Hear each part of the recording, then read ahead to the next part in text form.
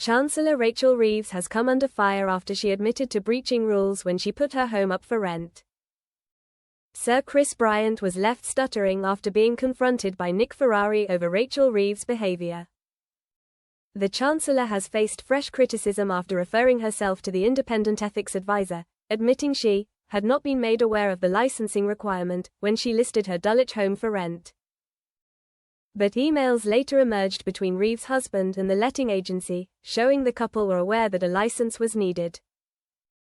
Speaking to Sir Chris Bryant on his LBC radio show, Ferrari hit out at the Chancellor for contradicting herself over whether or not she knew a license needed to be obtained. He asked, when she said she was ignorant of what was required, why is it now a defense under the law? The Trade Minister confirmed, it's not a defense under the law. Ferrari hit back, she said one day she didn't know that she needed a license and that was enough on Tuesday night to make this story go away. Now we move on, of course, her husband did know they needed a license, so which is it? Bryant explained, we have an independent advisor on ministerial interests who was appointed by Rishi Sunak. H is not a Labour person. He looked at what Rachel had to say 2 days ago and what she and the new true bunch of emails that were found between her husband and the letting agency yesterday, and he reckons there has been no bad faith. He thinks it's regrettable, obviously, that the original license wasn't obtained. Ferrari retorted, her initial defense to the Prime Minister was she didn't know that she needed a license, and then we discover that her husband had been in communication with the letting agency about that very license. So which is it? The Labour politician began to stutter as he responded, yeah.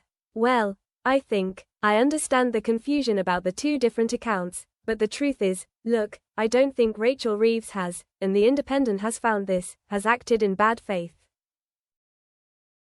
He added, the new evidence, it's not stuff that she was hiding from anybody. It actually exonerates her. But it totally contradicts. It both exonerates and contradicts her, the presenter declared. The Labour MP snapped back, well, that often happens in life, doesn't it? The Chancellor put her 4-bedroom detached house on the market for £3,200 a month last year, and her register of interest states she has received rental incomes in September 2024. She informed Keir Starmer that emails showed an agreement that the agency would apply for the license on their behalf, however, later confirmed they did not proceed with the application. Tory leader Kemi Badenoch said, if the Chancellor, who has spent months floating punishing tax hikes on family homes, has at the same time seemingly been profiting from illegally renting out her house, that would make her position extremely tenuous. The Prime Minister must launch a full investigation. He once said lawmakers can't be lawbreakers. If, as it appears, the Chancellor has broken the law, then he will have to show he has the backbone to act. The Prime Minister later confirmed that the Chancellor would face no further action over her inadvertent failure to obtain a rental license for her South London home.